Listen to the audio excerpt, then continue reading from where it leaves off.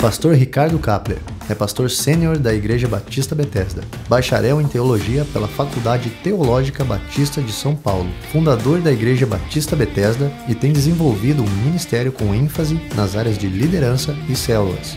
Hoje, lidera o coaching do DNA em todo o estado de São Paulo. É casado com Elô e pai de Suzana e Luísa. É apaixonado por HQs e pelo Fluminense. Vamos receber pastor Ricardo Kapler.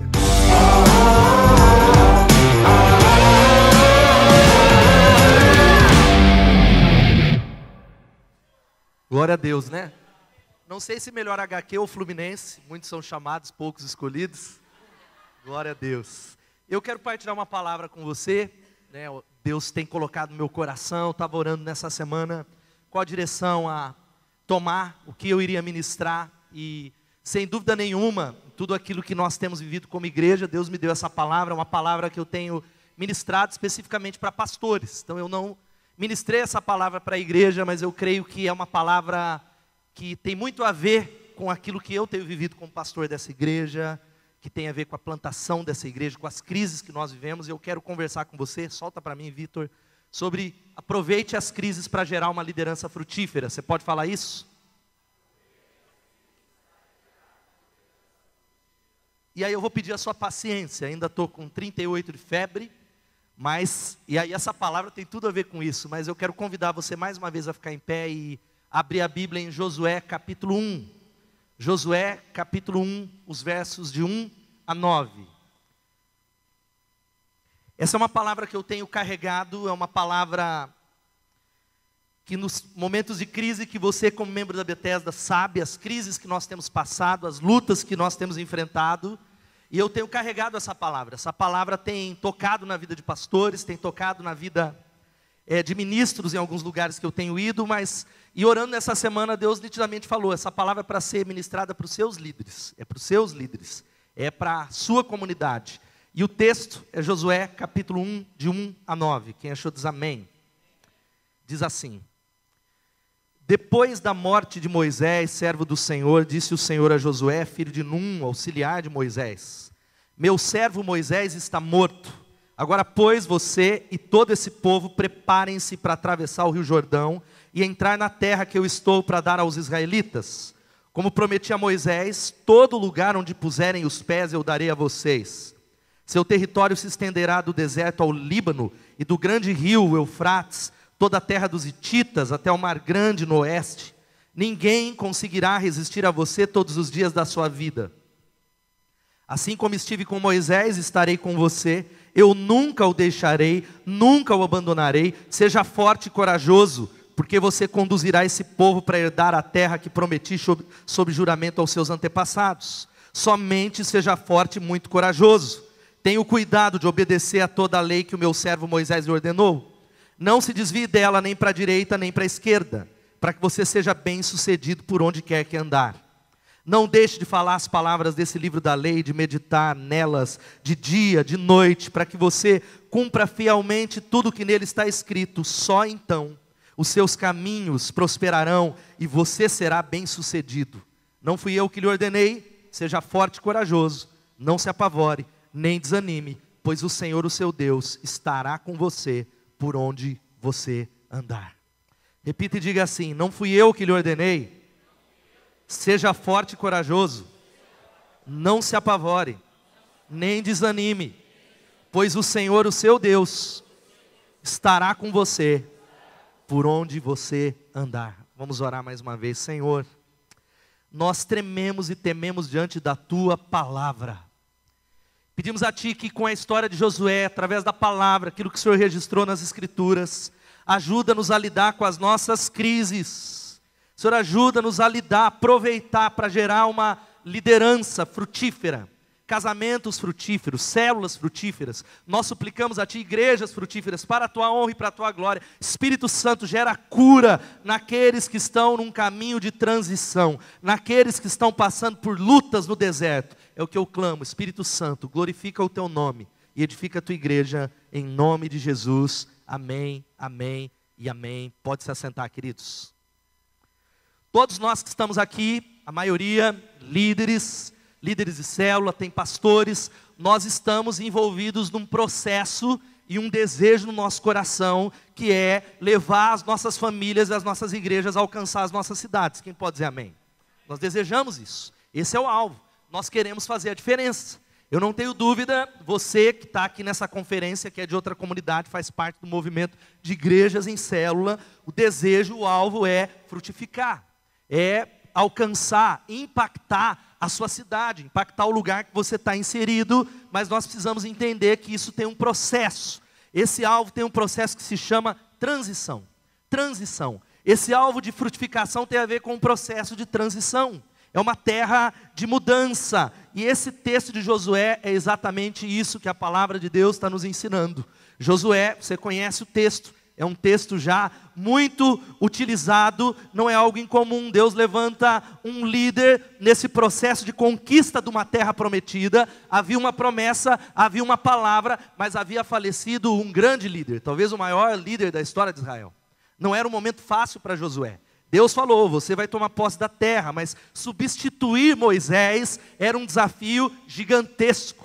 Substituir um líder da envergadura de Moisés era um desafio completamente que trazia um amedrontamento. Agora sabe qual que é a palavra que eu queria que você entendesse? É daqui que parte a minha palavra. É que para alcançar aquilo que Deus tem para nós, nós precisamos passar pela terra da transição. E nós não gostamos da terra da transição. Nós não gostamos da terra da crise, nós não gostamos de ficar atrás do Jordão, nós queremos já que o mar se abra, nós precisamos atravessar o Jordão, mas nós não gostamos dessa terra, nós não gostamos do processo, mas inegavelmente, olha aqui para mim, essa é uma palavra não só para líderes, nós estamos envolvidos e passaremos por algo que se chama crise. Você pode dizer crise?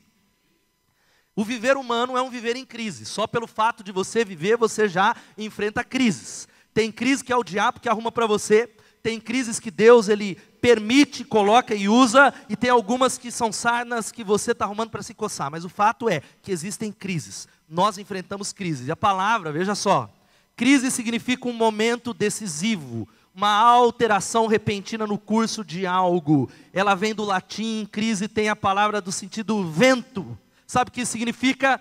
A crise, ela vai levar você para alguma direção. A crise, ela pode levar você para a direção do propósito de Deus ou levar você para trás. A crise, o vento, ele passa, ele sopra. E eu sei que tem pessoas nessa noite que estão enfrentando crises as mais variadas. Gente que está pensando em desistir. E exatamente é a palavra que Deus dá para Josué. É interessante que depois da morte de Moisés, servo do Senhor, disse o Senhor a Josué, meu servo Moisés está morto.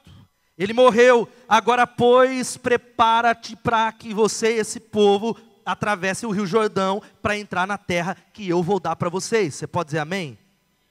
Agora você precisa entender que esse texto é um texto que está falando de algo poderoso. Sabe por quê? Josué é um livro de guerras. Josué é um livro de conquista. Josué, se você conhece, eu desafio você a ler nessa perspectiva, é um livro que está falando de conquista, de guerra, e tem muito a ver com aquilo que nós estamos fazendo como ministros do Senhor. Quantos estão entendendo isso? Digam amém. É guerra, é conquista. Agora, quais são as maiores crises que você tem enfrentado hoje, querido? São as mais variadas, as crises não são iguais, mas tem gente que tem enfrentado crise no casamento que tem te amarrado, e essa crise ela tem impedido você de ir para um novo nível. Para um nível que é aquele que você sabe que Deus te chamou. Talvez a crise seja financeira, talvez seja na fé. Eu não sei qual é a crise, mas quais são elas? É talvez uma pergunta que você precisa responder. Qual é o impacto delas sobre a transição, na sua opinião? Porque as crises têm um impacto. Nós não somos mais os mesmos após passar pelas crises. As crises, nós não saímos delas iguais. A crise ou você sairá maior, mais forte, mais cheio de Deus, mais maduro, respondendo a ela, ou você sai quebrado, arrebentado. Essa é a palavra. Qual é o impacto? Talvez você como pastor aqui, talvez você é alguém que pensa assim, no que se refere a essa igreja, eu preciso de ajuda para... Eu não sei qual é a ajuda que você precisa. Talvez você iniciou essa igreja começou a crescer e ela empacou. As células não multiplicam.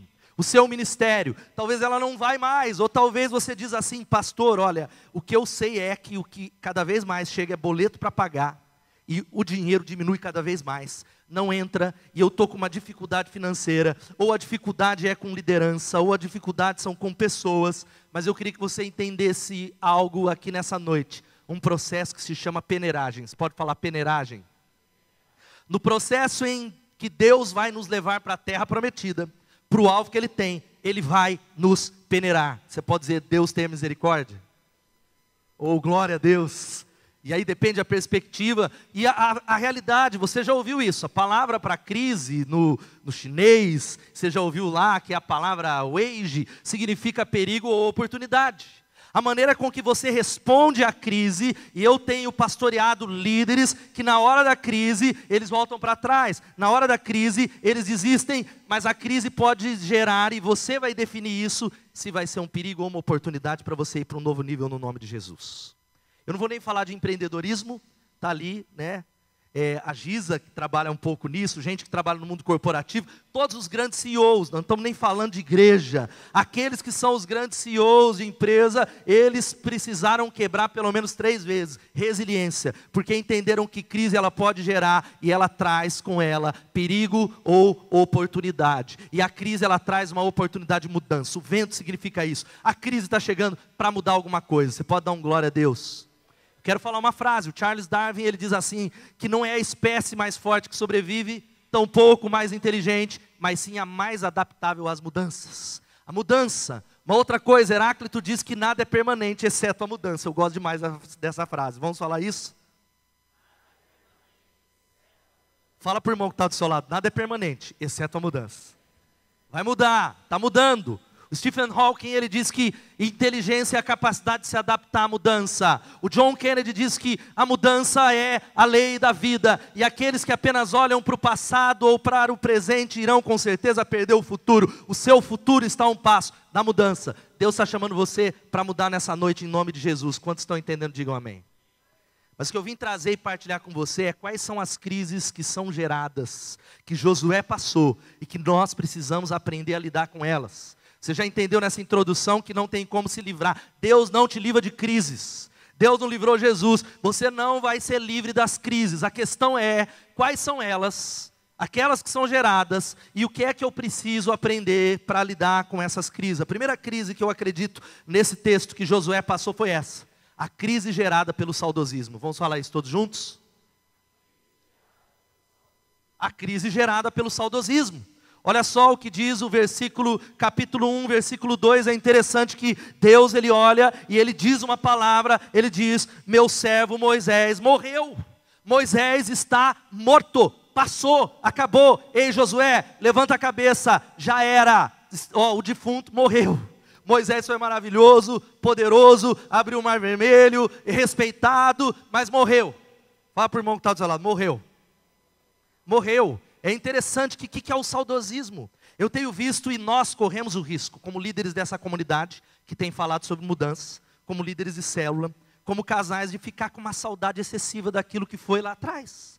De algo que foi bom, de algo que realmente foi uma bênção, de algo que foi frutífero, do momento da juventude, do momento da sua célula. E saudosismo, olha o que está ali, é admiração excessiva por aspectos do passado, desde comportamentos, hábitos, princípios e outros ideais obsoletos e ultrapassados. Ou seja, em 2009 a igreja era muito melhor, pastor. Porque naquela época do salão azul, como nós tínhamos mais comunhão, como a minha célula, você lembra? Eu tenho uma saudade da Luiz Ralph Benatti, eu tenho uma saudade daquela época, eu tenho uma saudade do live do ano de 2000, eu estou amarrado, saudades em nome de Jesus. Deixa eu desligar aqui e tal, ser Jesus ligando, glória a Deus. Uma saudade, algo que te impede de alcançar o novo, algo que te impede para ir para um novo nível de Deus para você, talvez algo que foi bom ou algo que você perdeu. E olha só o que Números vai dizendo.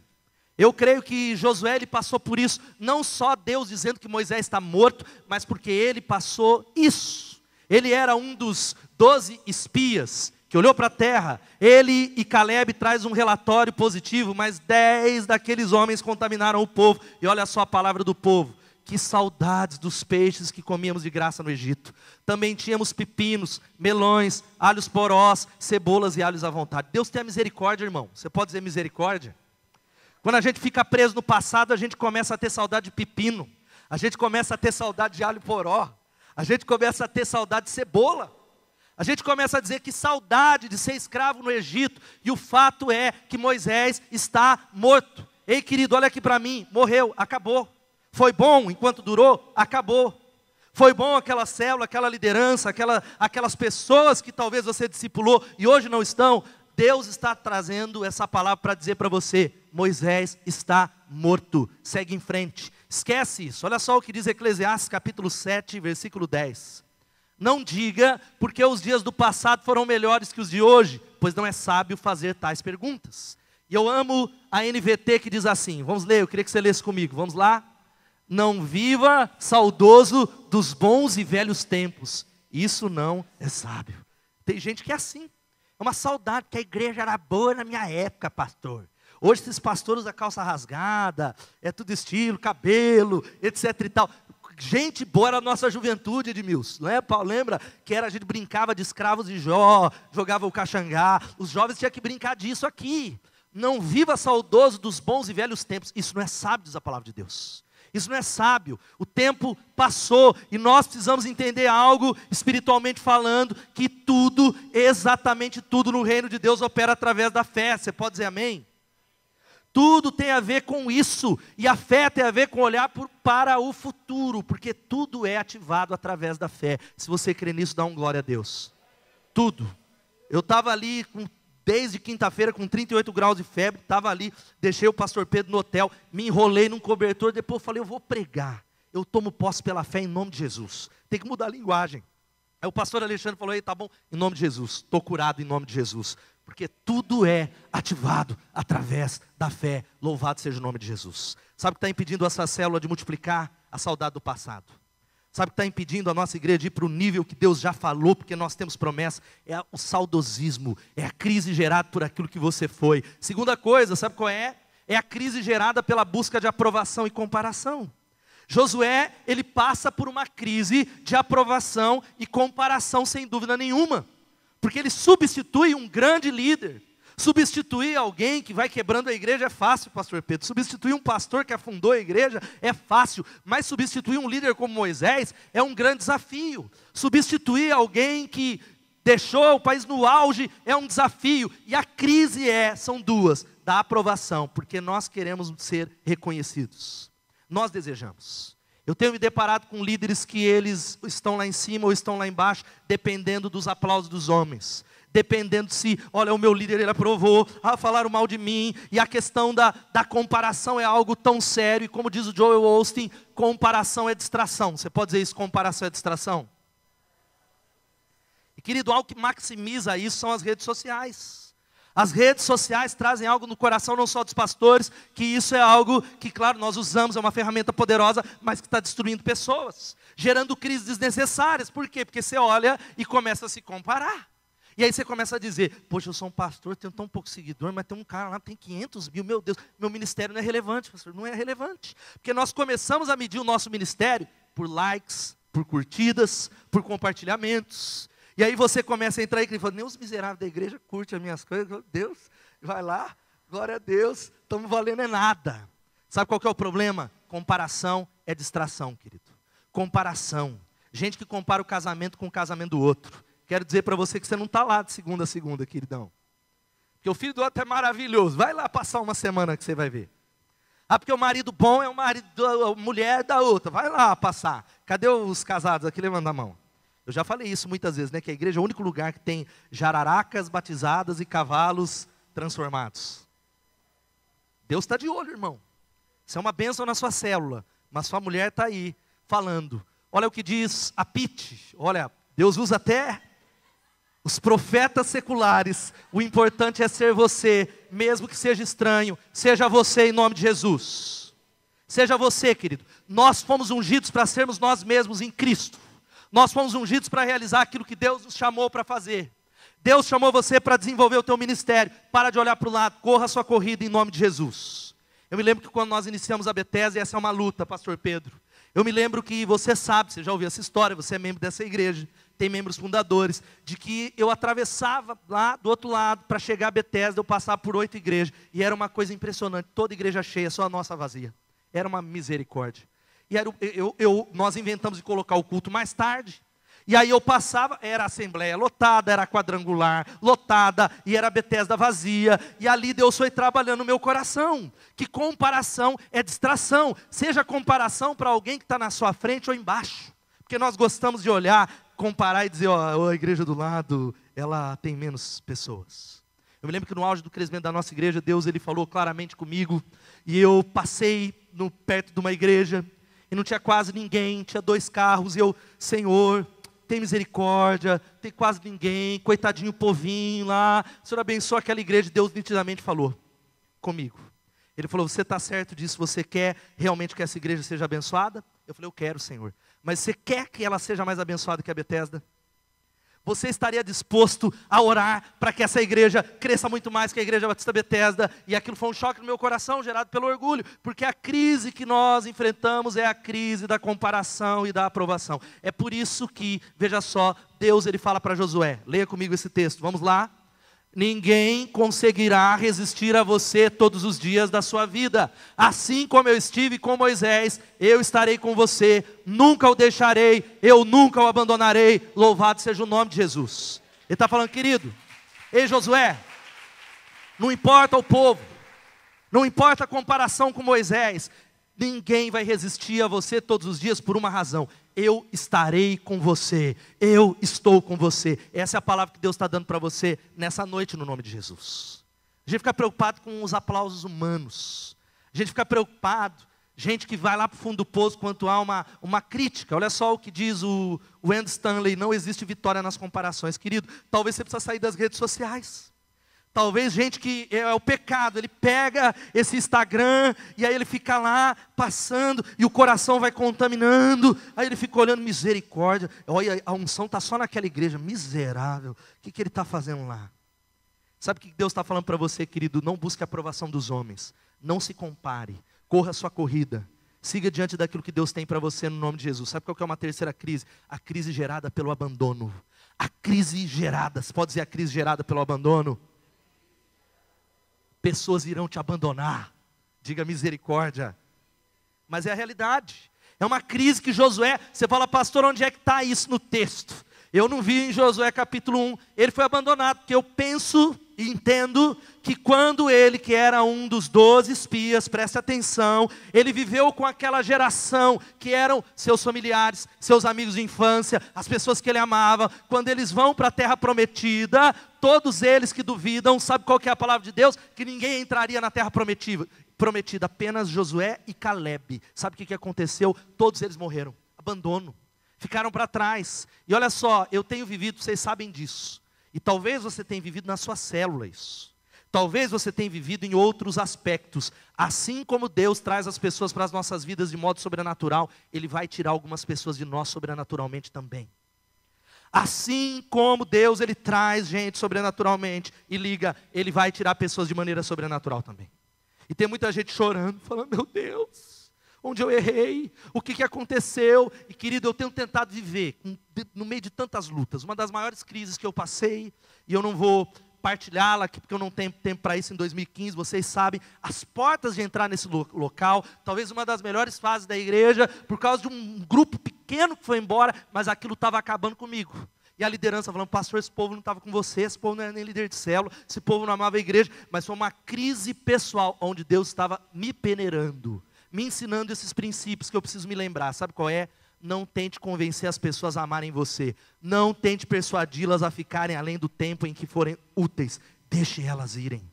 Não tenta fazer as pessoas ficarem. Agora eu não estou falando aqui, vamos abrir um parênteses, que você líder de célula, safadinho, que olhou isso, não visitou o cara que está afastado. Vai visitar ele amanhã. Amém? Não é disso que eu estou falando. A gente está falando de uma outra situação que você está entendendo no nome de Jesus. Eu estou falando para pastores, eu estou falando para supervisores, para coordenadores. A gente fica mendigando o amor das pessoas, tentando persuadi-las a ficarem além do tempo em que elas já foram úteis. Deus já determinou um tempo marcado. Tem pessoas que vêm por uma temporada. Pastor Alexandre, é fato. Pessoas que passam por uma temporada. Porque quando Deus, veja só, coloca pessoas no seu caminho, creia nisso em nome de Jesus. Líder de célula, creia nisso. Você não precisa tentar obter o favor delas e fazer tudo perfeitamente para manter elas felizes. O problema é que a gente fica sambando. Se eu falar, ele vai embora. Se eu fizer isso, ele sai da minha célula, já está vazio. Se eu fizer aquilo, esse meu amigo vai me abandonar. Eu quero dizer que existe a diferença. Eu tenho entendido isso como pastor, com muita dor, com muitas lágrimas, com muita luta. As pessoas que são por você e aquelas que estão com você. E é diferente as duas coisas. Aquelas, veja só, aquelas que estão com você, depende do seu rendimento. Você conhece amizade assim? Enquanto você faz tudo certinho, você é o pastor que elas amam, você visita elas, você é alguém que prega que elas gostam de ouvir, a igreja não tem mudança, elas estão na igreja. Agora quando você muda alguma coisa, elas vão embora. Mas eu quero dizer para você que Deus quer trazer para a sua célula, para o seu ministério, não as pessoas que elas estão com você, mas aquelas que estão por você. As pessoas que são por você, foi Deus que trouxe, ninguém tira, no nome de Jesus. Você pode dizer amém? É tempo de passar, não é fácil. Um tempo de tentar agradar, porque se você permanecer aberto, Deus vai dar as pessoas que não estão apenas com você, mas as que são por você. Você crê nisso, líder, em nome de Jesus? Descansa teu coração, ame profundamente, evangelize, mas creia que a crítica faz parte. Aprenda que a crítica é um processo de Deus moldar o seu caráter. Tem gente que qualquer crítica, ele quer abandonar a célula. Ele não pode, foi criticado, mimado, criança. Olha a realidade da crítica. Não se pode agradar a todos. Não vai ter como. Nem a sua mulher se agrada. Cadê os maridos aqui? Tem como agradar? Não tem. Difícil. Nem o seu marido. Não se pode agradar alguém o tempo todo. Mas você pode agradar a Deus. Louvado seja o nome de Jesus. Aplauda essa palavra. Sabe qual que é a quarta crise, gente? Queria que você guardasse a crise gerada pelo medo. Medo, medo, medo, medo. Medo, medo, medo. Medo, medo, por isso que Deus, Ele fala para Josué, olha aqui para mim, ser forte e corajoso, seja forte e corajoso. Deus repete 3 vezes no texto, seja forte e corajoso, seja forte e corajoso, porque nós somos tomados pelos medos. Medo de que o casamento vai fracassar, medo de perder o emprego, medo de que a célula não vai multiplicar, medo, é por isso que Ele fala várias vezes, seja forte, porque você vai conduzir esse povo, Josué. Seja forte, creia, acredite, eu estou com você, não fui eu que ordenei, seja forte e corajoso, não se apavore, nem desanime, diz o Senhor, porque o Senhor, o seu Deus, estará com você. Querido, essa palavra é palavra rema, é palavra de Deus para a gente nessa noite, você crê nisso? Então leia comigo como uma palavra profética, vamos ler? Não fui eu que lhe ordenei, seja forte e corajoso, não se apavore, nem se desanime, pois o Senhor, o seu Deus, estará com você, por onde você andar. Louvado seja o nome de Jesus. Ele é contigo, líder de célula. Ele é contigo. Ele é com você. Porque, queridos, olha só, nós somos tomados dos mais variados medos. Ontem à noite, era claro que era talvez um processo de estado febril, mas sem dúvida nenhuma eu discerni depois, eu acordar um ataque profundamente maligno na minha vida. Eu não dormi, eu dormi 1 hora à noite com um sentimento maligno, de medo, espírito de morte ali, e aí eu fui orar. Eu falei, Deus, em nome de Jesus, está amarrado, em nome de Jesus, eu não aceito isso. Eu não aceito isso em nome de Jesus, porque tudo, presta atenção, os fatos, os medos, os receios, estão todos debaixo da autoridade de Cristo, e nós estamos nele, tudo está debaixo de Jesus. Quais são os seus medos? Será que é o medo talvez do seu casamento naufragar? Será que é o medo da igreja diminuir? Será que é o medo do dinheiro não entrar? Será que é o medo de talvez os seus filhos se afastarem? Ou talvez você não ter sucesso na sua profissão? Quais são os seus medos, querido? Tudo estão debaixo da autoridade de Jesus Cristo, Rei dos reis, Senhor dos senhores, e nós estamos nele. Louvado seja o nome do Senhor. É a crise, vença seus medos. Sabe qual que é o quinto, penúltima crise gerada pelo tempo da espera? E essa talvez é uma das mais doloridas. É a crise gerada, pastor Alexandre, pelo tempo da espera. Deus, Ele fala, ó, você vai entrar, vai conquistar, vai acontecer, pastor Pedro, vai ser multidão, e Deus vai fazer, e aleluia, e glória a Deus, e o mar se abre, e a gente começa a ver fruto, mas não é no nosso tempo. Existe um tempo de espera, existe uma peneiragem de Deus, onde Deus fala, ei, calma. Eu estou muito mais preocupado com aquilo que eu estou fazendo dentro de você. E Deus, meu Senhor, eu estou muito mais preocupado com o que eu estou fazendo dentro. Eu estou fazendo uma obra primeiro dentro, para sustentar a obra a longo prazo. Eu estou preocupado, eu sou o alvo. E aí a palavra, sabe o que é interessante? Que Josué, Deus falou, você vai tomar posse de tudo. Veja só, Josué 10, 40, vamos ler todos juntos ali? Assim Josué...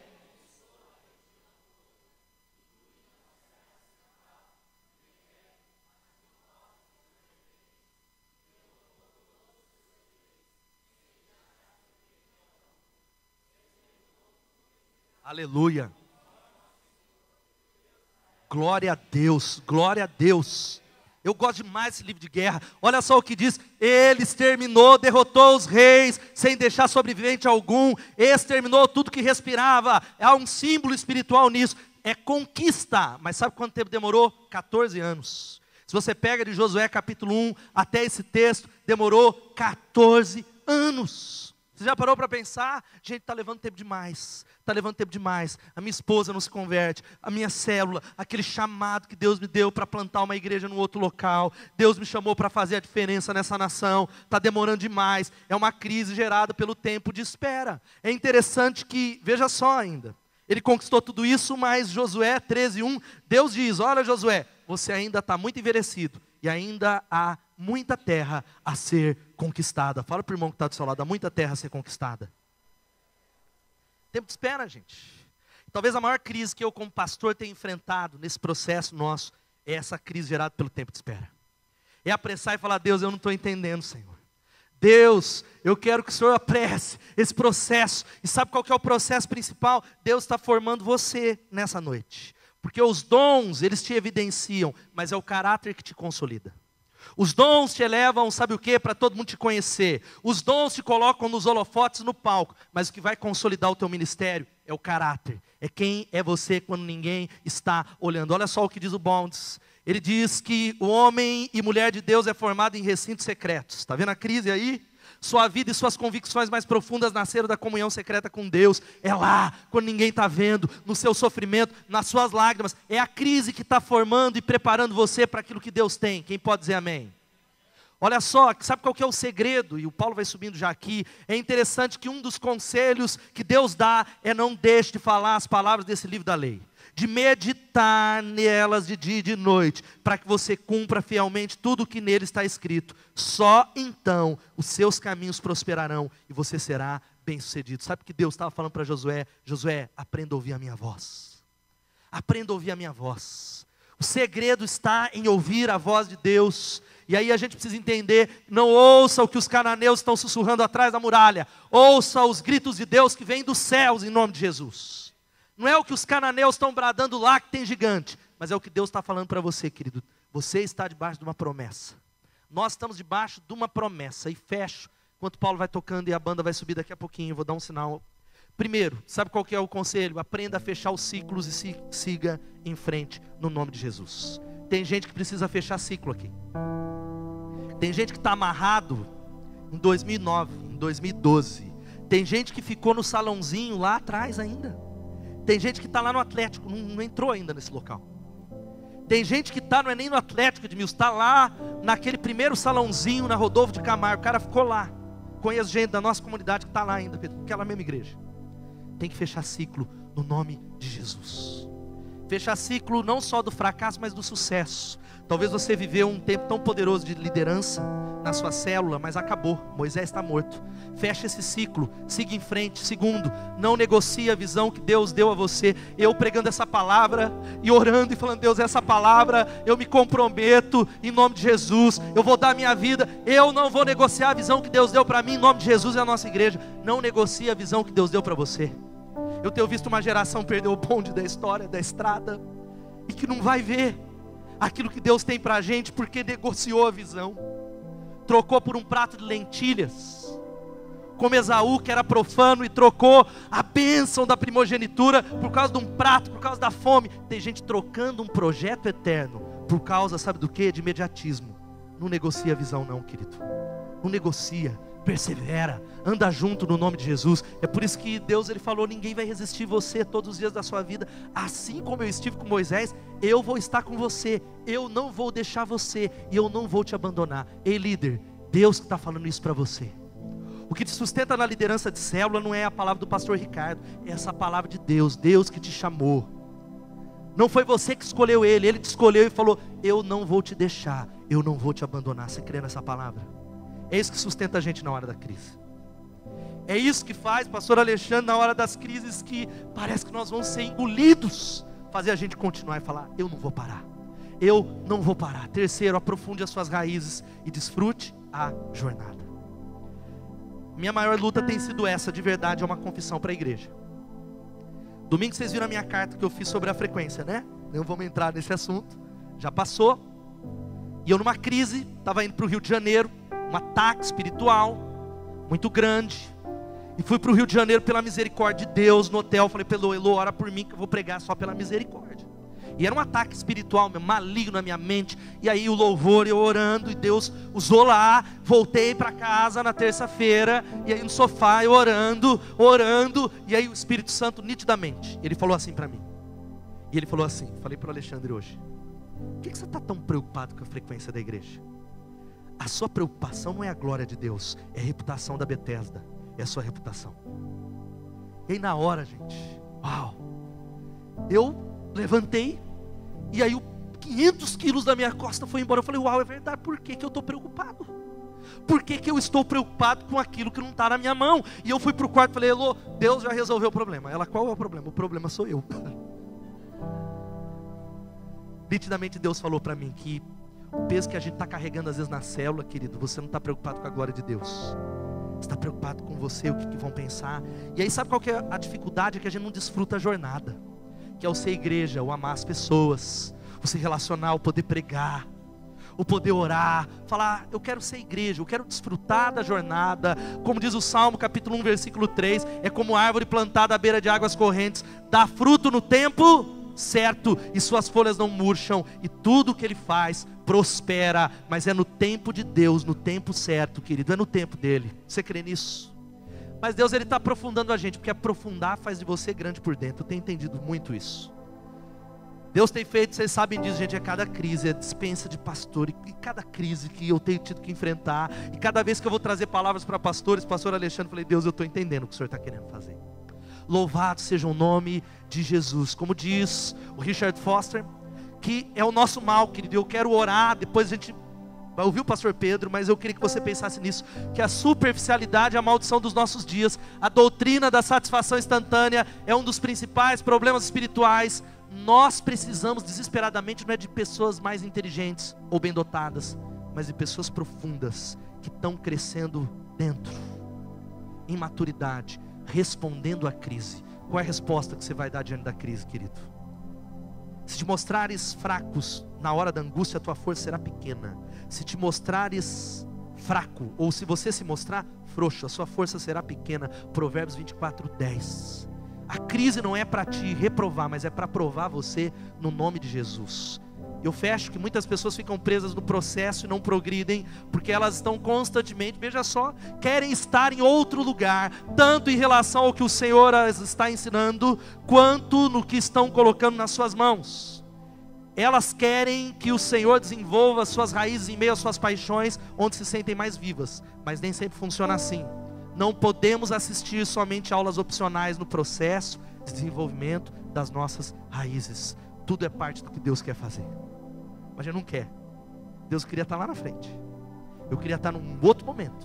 Eu queria estar numa outra oportunidade. Agora, querido, Deus quer construir algo em você para suportar o tamanho do ministério que Ele já deu para você no nome de Jesus.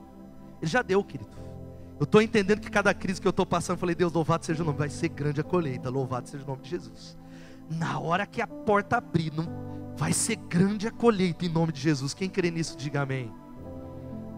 Aleluia. A banda vai já subindo aqui. E a última coisa, sabe qual é? Acredite que Deus o chamou para conquistar em nome de Jesus. Acredita, querido. É a palavra que o pastor Domingos começou na quinta-feira. Foi o Espírito Santo que usou a boca dele, a visão de conquista, que é a nossa visão. É a palavra para você. Acredite que Deus chamou você para conquistar. Olha a palavra dele. Josué, há muita terra a ser conquistada. Piracicaba vai ser alcançada no nome de Jesus. Não é só Piracicaba. Americana, AMB, Rio das Pedras, há muita terra para ser alcançada no nome de Jesus. Fica de pé no seu lugar. Sabe por quê, gente? A gente precisa sair daqui, é profética essa conferência. Então o Senhor disse ao servo, vá pelos caminhos e valados e obrigue-os a entrar, para que a minha casa fique cheia. A casa ainda não está cheia, queridos. A casa não está cheia. A casa não está cheia. É para frente que se anda, querido. Eu tenho falado isso, que o meu carro não tem marcha ré. Aleluia. Eu falei para o pastor Regivaldo, ele falou, olha, eu estou com você. Eu falei, irmão, eu diabo tem atacado, mas eu não vou parar não, em nome de Jesus, eu não paro. Eu sou resiliente para a glória de Deus, amém? Você tem que sair daqui falando isso, eu não vou parar. Nem que seja arrastado, eu vou continuar. O meu carro não tem marcha ré. Você pode dizer isso, o meu carro não tem marcha ré? Aleluia, aleluia. E eu fecho a lição que você já ouviu do bambu chinês.